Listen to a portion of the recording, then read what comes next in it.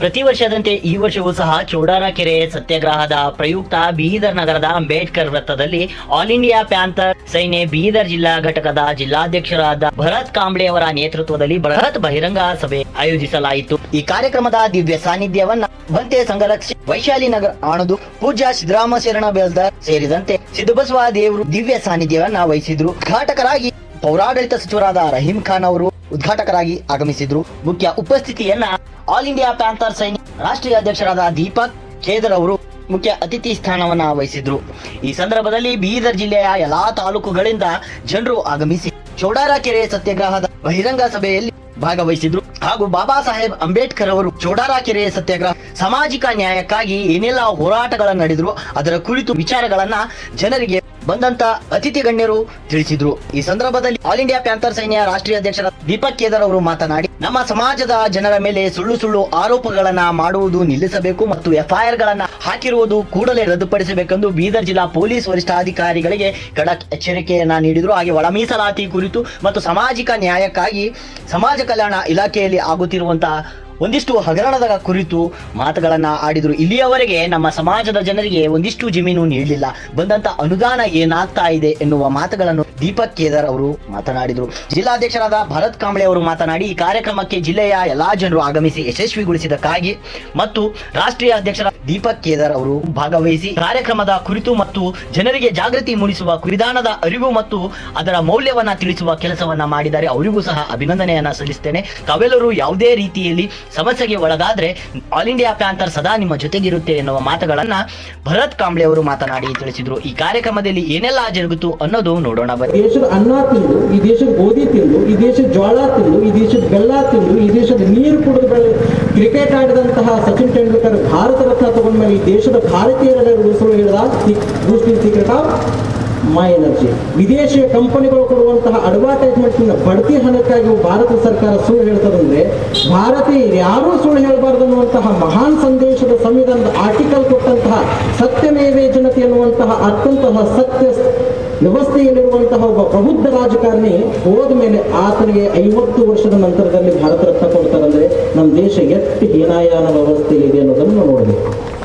ಚಪ್ಪಾಳ ತಟ್ಟುವಂತಹ ವಿಚಾರ ಅಲ್ಲ, ಆದರೆ ನಮ್ಮ ದೇಶ ಹೆಂಗೆ ಮರೆತು ಬಿಡ್ತದೆ, ಒಬ್ಬೊಬ್ಬರನ್ನ ಹೆಂಗೆ ಹೋಗ್ಬಿಡ್ತದೆ ನಮ್ಮ ಸಮಾಜ ಅನ್ನೋದನ್ನು ಕೂಡ ನಾವೆಲ್ಲರೂ ಕೂಡ ತಲೆಯೊಳಗೆ ಇಟ್ಕೊಳ್ಬೇಕಾಗ್ತದೆ ಅನ್ನುವಂತಹ ವ್ಯವಸ್ಥೆಗಳಿಗೆ ಹೋಗಲಿ. ಭಾರತದೊಳಗಡೆ ಅವಾಗಿನ ಸಂದರ್ಭದೊಳಗಡೆ ವಿಕ್ಟೋರಿಯಾ ರಾಣಿ ನಮ್ಮ ದೇಶಕ್ಕೆ ಸ್ವತಂತ್ರವನ್ನು ಕೊಡುವಂತಹ ಸಂದರ್ಭದಲ್ಲಿ ಭಾರತದಲ್ಲಿ ಈ ನೋಟಿನ ವ್ಯವಸ್ಥೆ, ಹಣಕಾಸಿನ ವ್ಯವಹಾರ ಹೆಂಗಿರ್ಬೇಕಂದಾಗ ವಿದೇಶಿಯ ಹಣಕಾಸಿನ ವ್ಯವಹಾರ ಹೆಂಗಾಗಬೇಕು ಅಂತಂದ್ರೆ ಬಂಗಾರದ ವಿಲೇವಾರಿ ಮೇಲೆ ಆಗಬೇಕು. ನೀವು ನಿಮ್ಮ ದೇಶದೊಳಗಡೆ ಹೆಂಗ್ ಬೇಕಾದ್ರೆ ಹಣಕಾಸಿನ ವ್ಯವಸ್ಥೆಯನ್ನು ನೋಡ್ಕೊಡ್ರಿ ಅಂದಾಗ ಈ ದೇಶದಲ್ಲಿ ರೂಪಾಯಿ ಸಮಸ್ಯೆ ಅನ್ನುವಂತಹ ಪುಸ್ತಕವನ್ನು ಬರೆದಂತಹ ಡಾಕ್ಟರ್ ಬಾಬಾ ಸಾಹೇಬ್ ಅಂಬೇಡ್ಕರ್ ಆ ರೂಪಾಯಿ ಸಮಸ್ಯೆ ಅನ್ನುವಂತಹ ಒಂದು ಪುಸ್ತಕವನ್ನ, ಪ್ರಬಂಧವನ್ನ ಈ ದೇಶದಲ್ಲಿ ಮಂಡಿಸಿ ಈ ದೇಶದಲ್ಲಿರುವಂತಹ ಆರ್ಥಿಕ ವ್ಯವಸ್ಥೆ ಭದ್ರ ಆಯಿತು ಅಂದ್ರೆ ಈ ದೇಶ ಜಾಗತಿಕ ಮಟ್ಟದಲ್ಲಿ ಭದ್ರ ಇರ್ತದೆ ಅನ್ನುವಂತಹ ಒಂದು ಭದ್ರ ಬುನಾದಿಯನ್ನು ಹಾಕಿದಂತ ಡಾಕ್ಟರ್ ಬಾಬಾ ಸಾಹೇಬ್ ಅಂಬೇಡ್ಕರ್ ಈ ದೇಶದಲ್ಲಿ ನೋಟ್ ಹೆಂಗಿರಬೇಕು, ಕಾಯಿನ್ ಹೆಂಗಿರಬೇಕು, ರೂಪಾಯಿಗಳು ಹೆಂಗಿರಬೇಕು, ಆ ರೂಪಾಯಿ ಸಮಸ್ಯೆಗಳು ಹೆಂಗೆಂಗ್ ಪಾರಾಗಬೇಕು, ಯಾವ್ಯಾವ ನೋಟುಗಳನ್ನು ಹಾಕಬೇಕು ಅನ್ನುವಂತ ಹೇಳಿದಂತಹ ಡಾಕ್ಟರ್ ಬಾಬಾ ಸಾಹೇಬ್ ಅಂಬೇಡ್ಕರ್ ಫೋಟೋ 1 ರೂಪಾಯಿ ನೋಟ್ ಮೇಲೂ ಕೂಡ ಬರಲಿಲ್ಲ. ನಮ್ಮ ದೇಶದಲ್ಲಿ ನೋಟ್ ಬದಲಾವಣೆ ಮಾಡಕತ್ತಾರೆ, ಆದ್ರೆ ನೋಟ್ ಬಗ್ಗೆ ನಮ್ಮ ಫೋಟೋ ಬದಲಾವಣೆ ಆಗಲಿಲ್ಲ. ಆದ್ರೆ ಮತ್ತೊಬ್ಬರು ತೆಗೀರಿ ಅಂತಲ್ಲ, ಎಲ್ಲಾದ್ರೂ ಕೂಡ ಈ ಭಾರತದ ಆರ್ಥಿಕ ವ್ಯವಸ್ಥೆಗೆ ಭದ್ರ ಬುನಾದಿಯನ್ನು ಹಾಕಿದಂತ ಡಾಕ್ಟರ್ ಬಾಬಾ ಸಾಹೇಬ್ ಅಂಬೇಡ್ಕರ್ ಒಂದು ಕಾಯಿನ್ ಮೇಲಾದ್ರೂ ಕೂಡ ಅವ್ರ ಫೋಟೋ ಹಾಕ್ರಿ ಅನ್ನುವಂತ ಒಂದು ಕೃತಜ್ಞತಾ ಮನೋಭಾವವನ್ನು ನಮ್ಮ ದೇಶದ ಸರ್ಕಾರ ಇಟ್ಕೊಳ್ಬೇಕು ಅನ್ನುವಂಥ ಹತ್ತುಪ್ರದೇಶ ಇದೇ ಈ ಬೀದರ್ ನಾಡಿನಿಂದ ನಾವು ಮತ್ತೆ ಪ್ರತಿಪಾದನೆ ಪ್ರಚುರಪಡಿಸ್ತೀವಿ ಅನ್ನುವಂಥ ಮಾತನ್ನು ಕೂಡ ನಾವು ಹೇಳ್ತೇವೆ. ಬೇಕಲ್ಲ, ಒಂದು ರೂಪಾಯಿ ಕಾಯಿನ್ ಮೇಲೆ ಇರಲಿಲ್ಲ.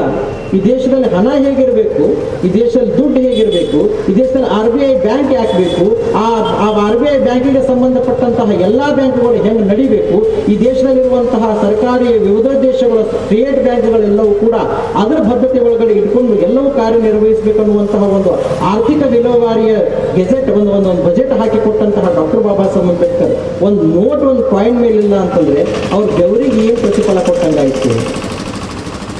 ಅದನ್ನು ಕೂಡ ನಾವೆಲ್ಲರೂ ಯೋಚನೆ ಮಾಡ್ಬೇಕನ್ನುವಂತಹ ಮಾತನ್ನ ತಮ್ಮೆಲ್ಲರಿಗೂ ತಿಳಿಸ್ತಾ, ನೋಟ್ ಬದಲಾವಣೆ ಮಾಡಬೇಡ್ರಿ, ನೋಟ್ ಮೇಲೆ ಅಂಬೇಡ್ಕರ್ಗೆ ಒಂದಷ್ಟು ಬೆವರಿಗೆ ಬೆಲೆ ಕೊಡುವಂತಹ ಕೆಲಸವನ್ನು ಮಾಡ್ರಿ. ನೋಟ್ ಬದಲಾವಣೆ ಆಯ್ತು, ಆದ್ರೆ ಆದ್ರೆ ಹೆಂಗಾಗಿದೆ ಅಂದ್ರೆ ಕ್ರಿಕೆಟ್ ಆಟನಾಗ ಬ್ಯಾಟ್ ಬದಲಾವಣೆ ಆದಂಗೆ ಆಯ್ತು ಹೊರತು ನಮ್ಮ ದೇಶದಲ್ಲಿ ನೋಟ್ ಬದಲಾವಣೆ ಏನು ಕೆಲಸ ಮಾಡಿಲ್ಲ ಅನ್ನೋದನ್ನು ಕೂಡ ತಲೆಗಿಟ್ಕೊಳ್ಬೇಕಾಗ್ತದೆ. ಕ್ರಿಕೆಟ್ ಆಡುವಾಗ ಬ್ಯಾಟ್ ಬದಲಾವಣೆ ಆಗ್ತದೆ, ಆಟ ಬದಲಾವಣೆ ಆಗಿಲ್ಲ. ನೋಟ್ ಬದಲಾವಣೆ ಕ್ರಿಕೆಟ್ ಆಟದಲ್ಲಿ ಬ್ಯಾಟ್ ಬದಲಾವಣೆ ಆದಂಗೆ ಆಯ್ತು. ಆದ್ರೆ ನಮ್ಮ ದೇಶದಲ್ಲಿ ಮಾಡುತ್ತಿರುವಂತಹ ರಾಜಕಾರಣಿಗಳ ಲಪಟದ ಲಂಚದ ಆಟ ಬದಲಾವಣೆಯನ್ನು ಕೂಡ ನೋಟ್ ಬ್ಯಾನ್ನಿಂದ ಆಗಿಲ್ಲ ಅನ್ನೋದನ್ನು ಕೂಡ ನಾವು ಮತ್ತೆ ತಿಳ್ಕೋಬೇಕು. ಬೇಕಾದಂತ ಮೂವಿಗಳು ಬರಲಿ, ದುರಂಧರ ಮೊದಲಾಗಿ ಬೇಕಾದಂತ ಮೂವಿಗಳು ಬಂದ್ರೂ ಕೂಡ ಅದನ್ನು ಪ್ರತಿಪಾದನೆ ಮಾಡುವಷ್ಟು ಮಟ್ಟಿಗೆ ನಮ್ಮ ದೇಶದ ಬಡವರು ಕೂಡ ಅದನ್ನು ಸಹಿಸಿಕೊಳ್ಳ ಆಗಲಾರದಷ್ಟು ದುಃಖ ಆ ನೋಟ್ ಬದಲಾವಣೆ ಸಂದರ್ಭದಲ್ಲಿ ಆಗಿದೆ ಅನ್ನೋದನ್ನು ಕೂಡ ಈ ದೇಶದ ಯಾವತ್ತಿಗೂ ಕೂಡ ಮಿಡಲ್ ಕ್ಲಾಸ್ ಫ್ಯಾಮಿಲಿಗಳು ಮರಿಬಾರದು. ಏನಾಯಿತು, ಯಾವ ವಿದೇಶದಿಂದ ಕಪ್ಪು ಹಣಗಳು ಕೋಟಿ ಕೋಟಿ ಹಡಗಿನಲ್ಲಿ ಬರ್ತಾವಂತ ಹೇಳಿದ್ರು, ಎಲ್ಲಿ ಬಂತು? ವಿದೇಶದಲ್ಲಿ ಬಂದಂತಹ ಹಣಗಳೆಲ್ಲ ಕೂಡ ವಿದೇಶದಲ್ಲಿರುವಂತಹ ಕಪ್ಪು ಹಣ ಎಲ್ಲ ಕೂಡ ಇಟ್ಲಿಯಲ್ಲಿರುವಂತಹ ಹಣ ಎಲ್ಲ ಬಂತು ಅಂತ ಹೇಳಿದ್ರು, ಎಲ್ಲಿ ಬಂತು? ಬಡವರು ಬೆವರು ಹೋಯ್ತು. ಬಡವರು ಆಸ್ಪತ್ರೆಗಳಲ್ಲಿ ಅಡ್ಮಿಟ್ ಮಾಡಿದಂತಹ ಬಿಲ್ ತುಂಬಾಕಾಗಲಾರಕ್ಕಾಗಿ ಜನ ಮನೆಗೆ ಬಂದು ಹೊರತು ವಿದೇಶದಿಂದ ಬ್ಲ್ಯಾಕ್ ಮನಿಯನ್ನು ನಮ್ಮ ದೇಶಕ್ಕೆ ಬರಲಿಲ್ಲ. ಈ ರೀತಿಯಲ್ಲಿ ಮಾಡ್ತಾ ಹೋದರೆ ಅಂಬೇಡ್ಕರ್ ಕನಸು ಯಾವ ರೀತಿಯಲ್ಲಿ ನನಸು ಆಗ್ತದೆ ಅನ್ನೋದನ್ನು ಕೂಡ ತಾವೆಲ್ಲರೂ ತಲೆಗೆ ಇಟ್ಕೊಳ್ಬೇಕಾಗಿದೆ. ಅಂಬೇಡ್ಕರ್ ಬಹಳ ದೊಡ್ಡ ಕೆಲಸವನ್ನು ಆಗಿನ ಕಾಲಕ್ಕೆ ಮಹಾರ್ ಕೆರೆಯ ಒಂದು ಕಾರ್ಯಕ್ರಮ ಕೈ ಹಾಕ್ತಾರೆ. ಆ ಮಹಾರ್ ಕೆರೆ गाँव में अभी तक चलता था, बहुत ही आज भी है, आज भी भेदभाव है, आज भी जात पात है. लोग जो बताते हैं आज भी कई गांवों में जात पात है. आज भी दलित समाज को, गरीब को वो कट्टे पे बिठाया नहीं जाता. वो गरीबों को स्टेज पे बिठाया नहीं जाता. जब तो कैसा होगा, उस टाइम का सिस्टम क्या होगा. लेकिन उस टाइम एक जानवर तालाब का पानी पी सकता है, एक कुत्ता भी पानी पी सकता है उस तालाब का, लेकिन इंसान पानी नहीं पी सकता. गरीब इंसान, दलित, छूछा, ये लोग पानी के नजदीक भी नहीं जा सकते थे. और आपको पता होना चाहिए ऐसा सिस्टम था, गरीबों की इज्जत लूटी जाती थी. गरीबों को उस गांव में आने नहीं दिया जाता था, गांव के बाहर से भेजा जाता था. गरीबों को, बहू बेटियों को दिन वाले घर से उठा ले जाते थे. ऐसे सिस्टम में, ऐसे वक्त एक बेटा जन्म लेता है. आज क्या हो रहा है? हम बता रहे थे 15 साल पहले, कुछ हमारे विचारवंतों ने पुरस्कार वापस किया था कि गलत हो रहा है.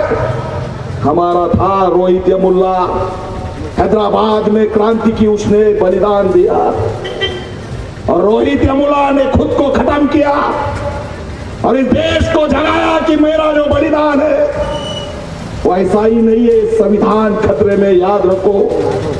और जिस दिन रोहित यमुल्ला मर गया उस दिन संविधान बचाने का आंदोलन चला. आज जाके इस संविधान के आंदोलन को एक ताकत मिली है. आज लोगों के समझ में आया कि इस देश में क्या चल रहा है. बाबा साहब ने जो एकजुटता की थी वो खत्म करने चले. क्या हो रहा है कर्नाटक में, क्या हो रहा है महाराष्ट्र में? हमारे जातियों के लोगों को मारा जाता है, पीटा जाता है, बहिष्कृत किया जाता है. आप, मैं वहां बोलेंगे राजस्थान का बता रहा है, यहां पर लेके आया मैं, कल आया मैं, कल आया था. और कल आने के बाद मैंने सोशल मीडिया पे डाला कि मैं यहाँ कर्नाटक में आया और लोग मिलने आए. एक गांव हुआ तो दूसरा गांव, दूसरा गांव हुआ तो तीसरा गांव.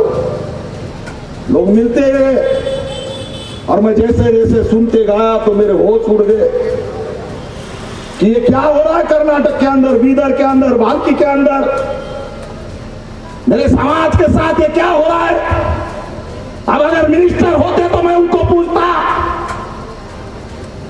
कि क्या हम इंसान की जिंदगी जीने के लायक आदमी क्यों नहीं है?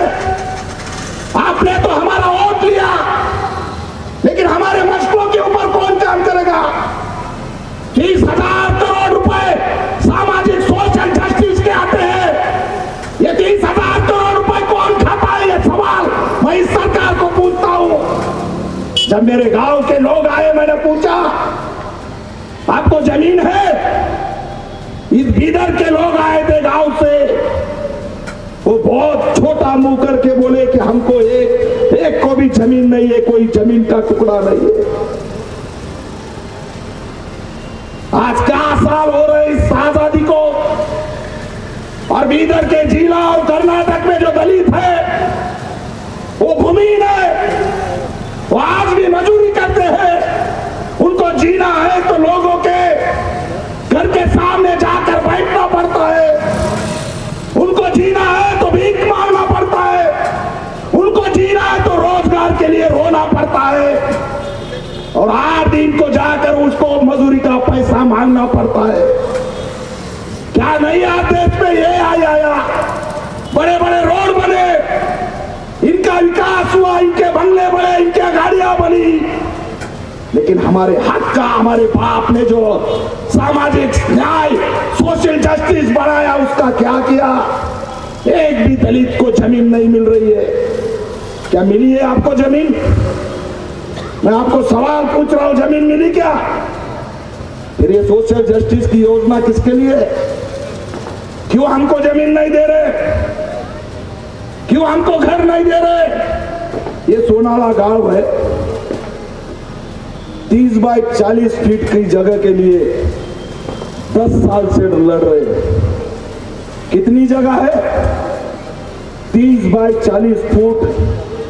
आज हमारे घर 1200-1500 स्क्वायर फीट के बाहरी है, लेकिन इस गांव में, सोनाला गांव में समाज पिछले 10 साल से लड़ रहा है कि भाई ये 30 बाय 40 की जगह, जो अगर आप पीछे जाके देखेंगे तो वहां पर समाज मंदिर था, बुद्ध का मंदिर था, वहां के सरपंच ने चाल चली, वो बोला कि हम इसको गिराएंगे, 10 लाख रुपए आए आपको नया बना के देंगे, और जैसे ही उसको गिराया दूसरे वालों को बोला कि तुम भी जगह मांगो, और दोनों में झगड़ा लगा दिया। आज वहां पर 10 साल से हमारा जो था वो तो गिरा दिया, 10 लाख रुपए वहां पर पड़े हैं, वो यूज नहीं कर सकते। हर बार जयंती आती है और सोनाला के लोग वहां जाके झंडा लगाने की कोशिश करते हैं। पुलिस दादागिरी करती है बीदर के।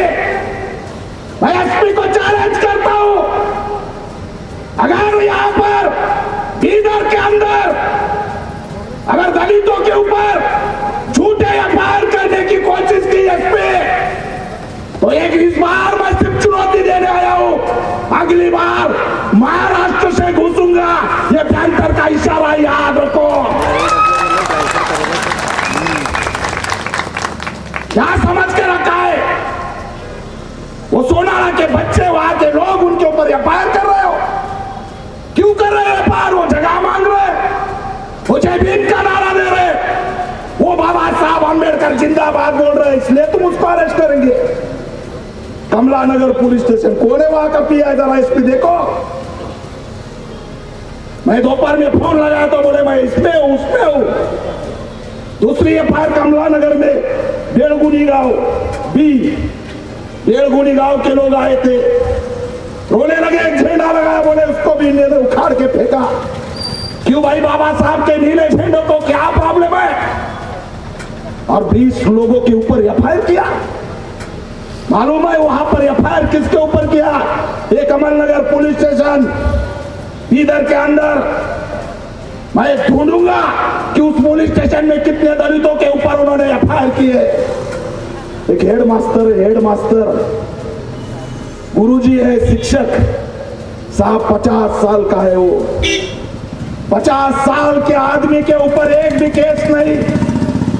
वो टीचर है, सब लोगों को पढ़ाता है, अपनी जिंदगी जीता है।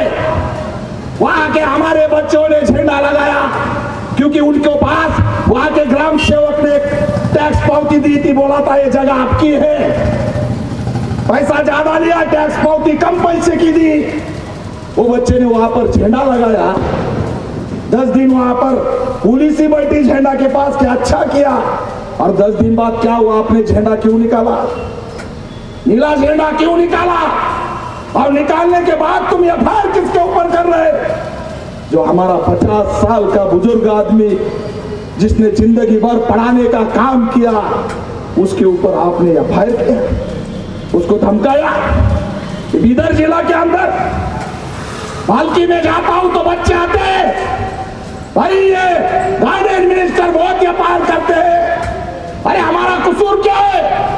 हम इकट्ठा आते हैं, बाबा साहब का नारा देते हैं, तो यहाँ के गार्डियन मिनिस्टर यहाँ पर हमको हमारे बच्चों के ऊपर एफआईआर करेंगे। मुझे सब मालूम है, ये प्यांतर है, किसी के बाप को डरता नहीं, क्योंकि हमारा एक ही बाप है, डॉक्टर बाबा साहब अम्बेडकर।